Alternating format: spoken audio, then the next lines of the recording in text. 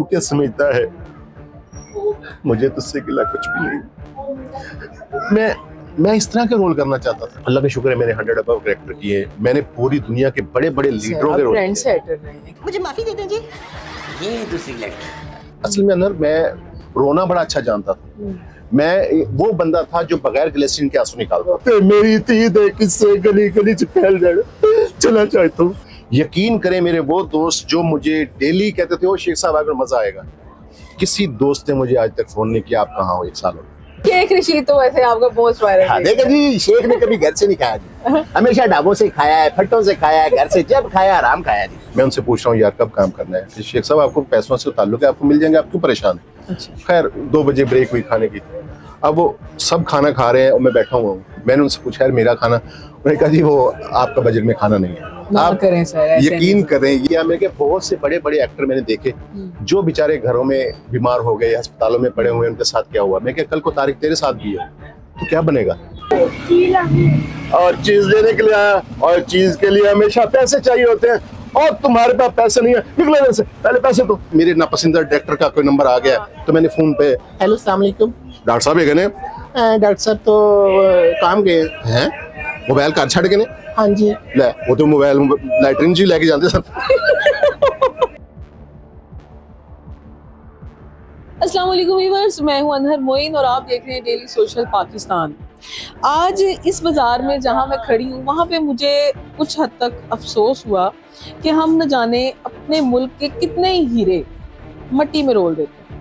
यकीन जानिए कि एक ऐसा शख्स जिसने एक उम्र गुजारी हो, 40 साल कम अरसा नहीं होता, 40 साल शोबिस इंडस्ट्री में गुजारे, 100 से ज़्यादा कैरेक्टर्स किए, डॉक्टर हैं, अपनी प्रैक्टिस छोड़ दी सिर्फ और सिर्फ मीडिया के लिए, हमारे लिए, हमें एक अच्छी इंटरटेनमेंट प्रोवाइड करने के लिए। उर्दू इंटरटेनमेंट प्रोवाइडर बहुत कम है हमारे मुल्क में, लेकिन मसला ये है कि हम कदर नहीं करते। हम इंतज़ार करते हैं कि कब हाथ फैलाएंगे, कब कोई मदद के लिए आगे बोले। हम खुद उनको क्यों नहीं कैच करते। जी हाँ, मैं बात करने जा रही हूँ तारिक शेख साहब की। आज मैं उनकी शॉप पे आई हूँ और मुझे बड़ा धचका लगा कि तकरीबन 1 साल से वो शोबिस इंडस्ट्री से गायब हैं और वो एक छोटी सी शॉप चला रहे हैं और बिल्कुल डिसहार्टन, और उन कहते मैंने करना ही नहीं। इतना ज़्यादा गुस्सा क्यों, सबसे नाराज़गी क्यों?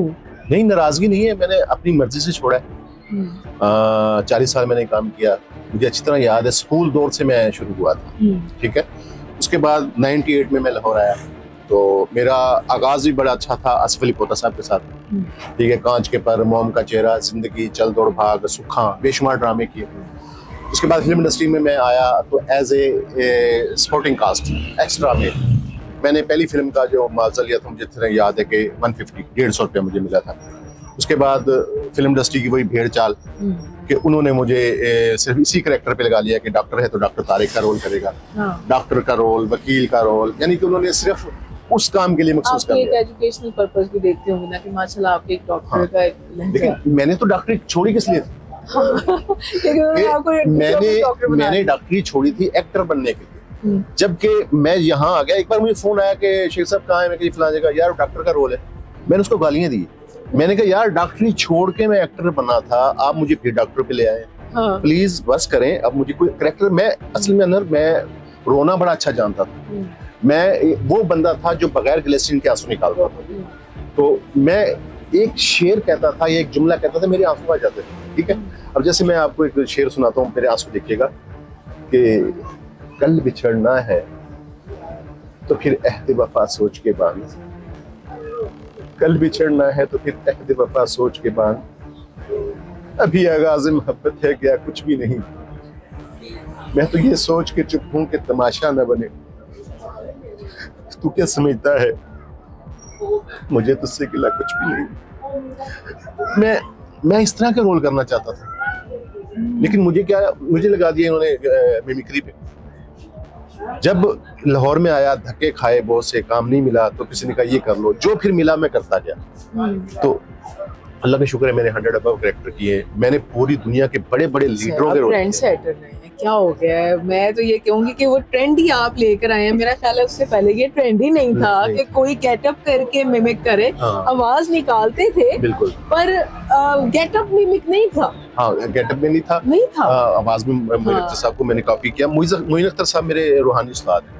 और उसके बाद उमर शरीफ साहब, मैंने इन लोगों को देखा। और अच्छा, मैं ये नहीं था कि उनको देखता था, नहीं, आपकी अपनी वर्सेटैलिटी, मैं अपने गली मोहल्ले में लोगों को देखता था कि उनके बोलने का अंदाज क्या है। जैसे अंडे वाला निकला है, अरमांडे, उसने आवाज लगाई है तो लगा कि वो अंडे बेचने वाला है। एक पठान आ गया, झाड़ू वाला भाई, मांझे वालो। मैंने सबको एक एक बंदे को रीड किया। रीड करने के बाद फिर मैंने ये काम शुरू किया, और जब यहाँ पे आ गया उसके बाद जो कुछ भी आपके सामने, मैं ना बिल्कुल स्पीचलेस हुई, बिलीव करें, बिल्कुल स्पीचलेस हुई। मुझे ये सुन के इतना शॉक हुआ कि ऐसा कैसे हो सकता है कि सर किसी की कॉल्स नहीं आई है, किसी ने नहीं कहा वापस आए हमारे साथ काम करें, ये वो। कैसे आपको लॉस कैसे कर सकते हैं? बस जब आप इन होते हैं ना, साफ बात है, अरूज के साथ हर बनता है। जब आप पे ज़वाल आता है, जब आप स्क्रीन से हट जाते हैं, यकीन करें मेरे वो दोस्त जो मुझे डेली कहते थे, वो शेख साहब अगर मजा आएगा, किसी दोस्त ने मुझे आज तक फोन नहीं किया आप कहाँ हो, 1 साल हो गया, ठीक है। किसी डायरेक्टर ने, किसी प्रोड्यूसर ने, किसी ने मुझे फोन करके नहीं पूछा यार आप किस हाल में हो।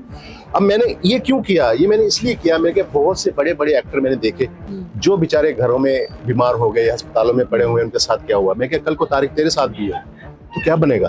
तो जो जमा पूंजी मेरे पास थी वो 20-30-40 हज़ार में मैंने ये बच्चों का काम शुरू किया। सारा दिन मेरे पास बच्चे आते हैं, उनको आवाज़ें सुनाता हूँ। किसी को कहते हैं क्या लेना है, तो कहते हैं ये लोग खुश हो जाते हैं, कोई कहते हैं वो बात सुनाओ, मेरे पाकिस्तानी हो, आपने घबराना नहीं है। तो मैं वो बातें सुनाता हूँ, लोग बच्चे खुश होते हैं, मेरा शौक भी पूरा होता है साथ में। अब ये तो नहीं मेरी जेब में पैसे हैं, चाहे वो दुकान के हैं, 5,000 है, 2,000 है, 4,000 मेरी जेब में पैसे होते हैं। जब हम जॉब करते थे या चैनल्स पे, या जब हम एक्टिंग करते थे, तो ये इंतजार रहता था यार बजट नहीं आया अब तक, पैसे कब मिलेंगे। सर मैं एक बात जानती हूँ, आप जैसा पर्सन बजट के लिए काम नहीं करता। आप जैसे पर्सन तो अपने सेल्फ सेटिस्फेक्शन के लिए काम करते हैं। आपके तो एक बॉर्न टैलेंट है। मैं तो कभी भी नहीं चाहूंगी, मैं सोच भी नहीं सकती कि सर आप इस चीज़ को लेफ्ट कर सकते हैं। मैं अपने भाई के साथ आई थी तकरीबन 1-1.5 साल पहले इंटरव्यू करने सर का, और मुझे बड़ी खुशी हुई थी कि इन्होंने मुझे टाइम दिया, उसको भी इतनी रिस्पेक्ट दी।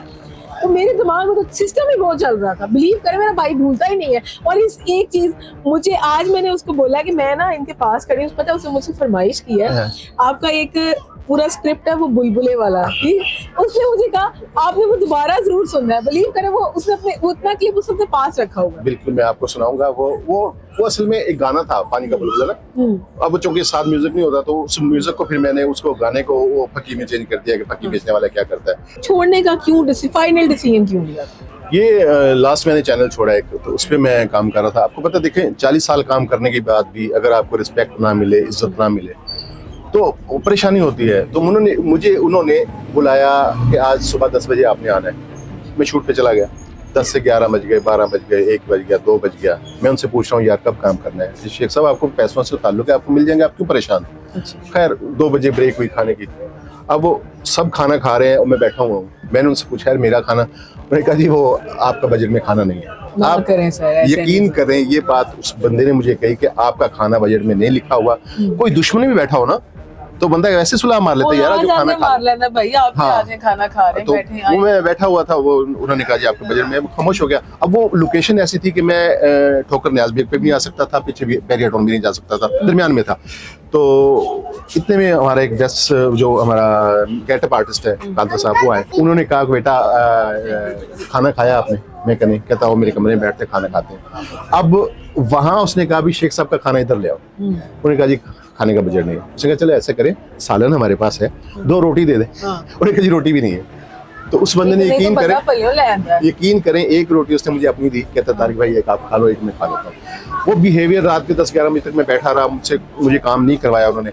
बस वो बिहेवियर ऐसा था कि उसके दूसरे दिन भी हम गए एक शॉट पे, वहाँ भी उन्होंने कहा जी 80 रुपये आप खाने के दे दे। मैंने कहा यार मैं इतना सबको मैं खाना खिला सकता था, कोई मसला नहीं था, लेकिन इतनी बात नहीं होनी चाहिए कि एक बंदा 40 साल से काम कर रहा है उसकी इतनी रिस्पेक्ट ही नहीं। तो इस वजह से मैं इतना डिसहार्ट हुआ। यकीन करें मेरा दिल कह रहा है कि मैं हाथ जोड़ के जो चैनल्स वाले इनको बात करूं कि फिरौनियत कभी कभी छोड़ दिया करें। स्पेशली वो लोग जो हमारे मुल्क के लिए एक अरसे से काम कर रहे हैं, जिनकी एक पहचान है, जिनके अंदर एक कुदरती टैलेंट मौजूद है। इनके पीछे अप्रोचेस नहीं हो सकती, इनका काम इनकी अप्रोच है। इन जैसे बहुत सारे लोग हैं जो सेट्स पे वेट करते रहते हैं अपनी टर्न का, या खाने का, या चाय का, या बोलते हुए नहीं इतना कर पाते। तो प्लीज इस चीज को थोड़ा सा ना अवॉइड करें। अच्छा सर, एक ट्रेंड आपका अब लोग जाके कॉपी करते हो लड़की की आवाज का। वो मैं तो बहुत अच्छे पहले से कर रहा हाँ, तो हूँ, बड़ी तारीफ यकीन कर करें मैंने बड़े लड़के फंसाए चलिए हुए आपकी थे। एक गाहक आई हुई रही थी टीम क्या में लेना है? लड़की की आपने आवाज क्या में। लेना है? क्या लेना है? एक पत्ती लेनी है। एक पत्ती तो कैसे? पत्ती क्या करना है? चाय में डालनी है। ये ले लो। तो वो लड़की को मैं बन के हेलो, अक्सर मेरे लड़के फंसाए हुए थे, हेलो अस्सलाम वालेकुम, मैं अजरा बोल रही हूँ, आप मुझे बैलेंस करवा दें, और मुझे मिल जाते थे यानी बैलेंस। कि आप लोड हाँ, वाली सभा पे रहे हैं। बिल्कुल। और कई बार ऐसा हुआ, मुझे मेरे नापसंदीदा डायरेक्टर का कोई नंबर आ गया, तो मैंने फोन पे, हेलो अस्सलाम वालेकुम। डॉक्टर साहब है गए, डॉक्टर साहब तो काम गए हैं मोबाइल घर छड़ गए ने? हाँ जी। ले वो तो मोबाइल लैटरिन जी लेके जाते सर। यकीन करें, ये तो बाथरूम में भी लेके जाते थे, आज मोबाइल घर कैसे खुल गए? तो इस तरह का चलता रहा सिलसिला। फिर उसके बाद अच्छा, बहुत से करैक्टर मैंने लोगों की पसंद पे किए, लेकिन एक ऐसा करैक्टर था जो मैंने अपनी मर्जी से किया, हालांकि वो औरत को करना चाहिए था। शीरी मजारी को जब मैंने देखा बोलते हुए, तो मैंने कहा मेरी नाक उनसे मिलती है। उन्हें कहा नाक तो मिलती है, आप बोलेंगे कैसे? मैं देखिए खान साहब जी कितनी मरतबा मुझे कहा है कि आप जो है टिकट पे आती हैं, उसके बाद आप बालों को रंगीन कर लेती हैं, क्यों करती हैं? तो मैंने कहा इसलिए करती हूँ ताकि दूर से नजर आ जाए आपकी शीरी खड़ी। तो ये मैंने अपनी मर्जी से किया था, तो वो अल्लाह का शुक्र है। अब्दुल माशाल्लाह वो क्या कहते हैं, शहंशाहों वाला भी गेटअप। हाँ, वो अनारकली वो मेरा चला माशाल्लाह। उसके बाद बेशुमार कमर्शियल्स किए, और उसके बाद ये हुआ कि सिर्फ शेख रशीद तो वैसे आपका मोस्ट वायरल है। देखा जी, शेख ने कभी घर से नहीं खाया जी, हमेशा ढाबों से खाया है, फट्टों से खाया है, घर से जब खाया आराम खाया जी। बिल्लो रानी को पसंद है। अंकल इल्ताफ हुसैन वो भी पसंद था, बहुत से किए, लेकिन आस्ता आस्ता ये हुआ कि जब दिल भर गया सिर्फ बिहेवियर की वजह से। मैंने देखा बहुत से सीनियर आर्टिस्ट, खालिद भट्ट साहब बेचारे बहुत बीमार हो गए थे एंड पे, राशिद महमूद साहब घर बैठे हुए हैं, कवि खान साहब वापस चले गए, यानी कि वो अब सिर्फ दौर रह गया है कॉमेडियन कौन से जो सिर्फ जुगते मारते हैं। मैं जुगते नहीं कर सकता, मैं एक्टिंग करने वाला बंदा हूँ। मुझे अच्छी तरह याद है, मैंने एक रोल किया था, मैं आपको सुनाता हूँ, आपको मजा आएगा कि ट्रेजेडी में कैसे बोलता था। तो एक ड्रामे में मैं स्टेज में नहीं कुछ छोड़ा, तो उसमें मैं बाप बना हूँ, मेरी बेटी किस मेरे मुजारे के साथ गाना गा रही है, ऊपर से मैं पहुंचा हूँ। अब जुमले देखिएगा, उसने कहा मुझे देख के मुजारे ने, चौधरी साहब कहंदा ओए मैं किथे दा चौधरी हाँ, ओए चौधरी ते हुंदे ने जेड़े अपनी पग नूं पुरे दी वाह नहीं लगन देंदे, और मेरी पग दे उच्चे शिमले नूं रोल के मैनूं चौधरी कह रहे हैं। इस तो पहला कि रात दे मेरे चट्टन ते मेरी धी दे किस्से गली गली च फैल जाए, चला जाए। तो लड़की कहती अब्बा अब्बा ना कही, अब्बा अब्बा कह के जो प्यार नाल गल नहीं से हयाती दे सारे दुख भुल जांदा सा, ते जेड़ियां बावां प्यार नाल प्यो दे गल च पानी से, अज वही बावां तलवार बना के प्यो दे मोढे कट छड्डी, मोढे। ये करैक्टर थे। चलिए इस चीज को हम करते हैं सर। अगर आपको अभी यानी कि हमारी इंडस्ट्री की तरफ से कोई ऐसा रोल मिलता है जो आप डिजर्व कर रहे थे, जो आपका दिल की ख्वाहिश थी कि आपको एक अच्छा फादर, एक अच्छा डिसेंट रोल दिया जाए, आपको मिमिक्रिक ना समझ आए, आपको कॉमेडिक ना समझ आए, सर फिर करेंगे कमबैक? नहीं, मैं नहीं आ सकता सर। ऐसे तो ना गए, मैं आपको बनाने आई हूँ, समझ लें। अब तो आ सकते हैं ना, भी आपकी पसंद का रोल हो। रोल को मैं ठीक है मैं करता हूँ, मैं जब मैं बैठा होता हूँ बच्चों के साथ में एक्टिंग कर लेता हूँ। हाँ। मसला है जो बिहेवियर, जो सलूक में नहीं, अच्छे बिहेवियर के साथ सर, सारी बात है। माशाल्लाह आप एक हमारे सीनियर एक्टर्स में से आपकी पसंद का, आपके मुताबिक रोल आए, फिर तो कर सकते हैं। ठीक है, अगर अच्छा हुआ जिसमें चले भी ये कम बैक करेंगे। मैं सिर्फ आज कसम से मैंने आज मनाने आई हूँ, मुझे नहीं अच्छा लगा जब इन्होंने कहा कि मैं छोड़ चुका हूँ ये सारा कुछ। ये जगह इनकी नहीं है, इनकी जगह हमारे दिलों में है, इनकी जगह हमारी स्क्रीन पर है, इनकी जगह आज की जेंजी जनरेशन को जानना चाहिए कि असल आर्टिस्ट है कौन। मिलेंगे इंशाल्लाह आपके साथ नई वीडियो में। Thank you so much sir, आपने मुझे इतना प्यारा टाइम दिया, और देखते रहिए डेली सोशल पाकिस्तान। दीजिए नरमोइन को इजाजत, अल्लाह निगहबान। Thank you.